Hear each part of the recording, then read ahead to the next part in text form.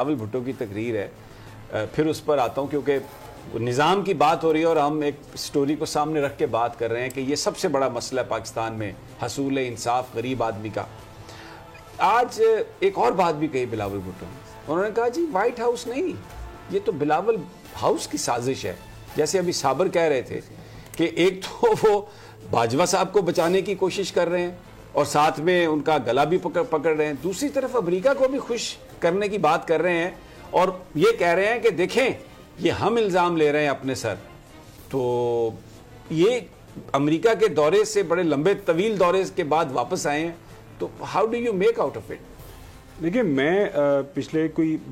हफ्ते 10 दिन के जो वाक़यात हो रहे हैं और ख़ासतौर पर जो आज का वाक़या हुआ है, सुबह जब चीफ इलेक्शन कमिश्नर की तरफ से, आपको पता है वो एक फैसला महफूज पे बाद में उसके बाद आते हैं आगे खबर वो, हाँ बिल्कुल, हमारे एक दोस्त ने ट्वीट भी किया कि जो पीडीएम की तमाम तर उम्मीदें जो हैं अब इस फैसले के ऊपर हैं, क्योंकि ऑन ग्राउंड तो आपको पता है कि इनको उम्मीदवार भी नहीं मिल रहे। तो बुनियादी तौर पर जो इस वक्त जो भी निज़ाम बनाया गया जब इमरान खान की हुकूमत का खात्मा हुआ, उसके पीछे वोट ऑफ नो कॉन्फिडेंस था, साजिश थी, खान साहब का दावा, जो भी हकायक थे। अब जो एक चीज़ जो समझ नहीं ना रहे हमारे जो लीडरान हैं, ख़ासतौर पर सियासी जमातों के, वो ये बात नहीं समझ रहे कि आजकल जो फ्लो ऑफ इन्फॉर्मेशन है, आपके पास 2 मोबाइल हैं, चलिए हमारी ज़रूरत है, नीला के पास, बाकी भी जो है आज पाकिस्तान के अंदर 16-17 करोड़ के करीब जो फुटप्रिंट है इस वक्त जो सेल फोन लोगों के पास मौजूद है। तो फ्लो ऑफ इन्फॉर्मेशन बड़ी तेज़ी के साथ जो लोगों के पास जा रहा है। किसी झूठ को प्रोपोगंडा के तौर पर ज़्यादा देर आप जो है लोगों के सामने पेश नहीं कर सकते। जो फेमस सेइंग भी है, चंद लोगों को तो बेवकूफ़ थोड़ी देर के लिए बना सकते, लेकिन ज़्यादा देर ज़्यादा लोगों को बेवकूफ़ नहीं बना सकते। अब चूंकि जो मेरे पास खबर भी है, 2 दिन पहले मैंने उसके ऊपर खबर भी की थी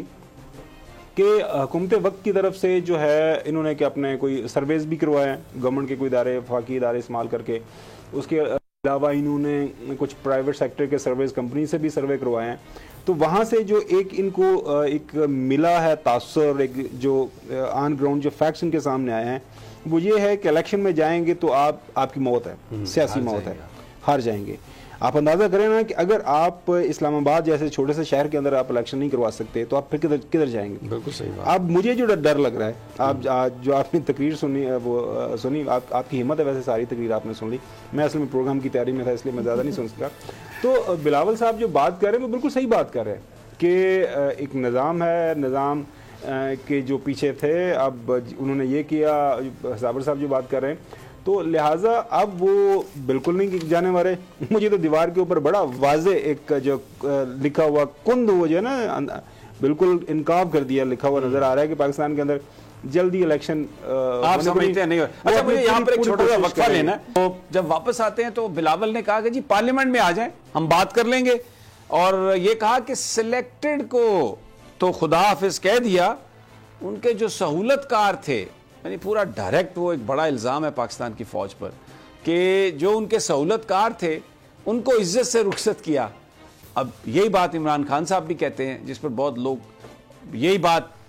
आज़म सवाती साहब ने कही थी, बड़ी खफगी है उस पर, बड़े पर्चे, गिरफ्तारियाँ, एक अजीब सा माहौल बनाया। लेकिन इस पर गुफ्तगू करते हैं एक छोटे से वक्फे के बाद।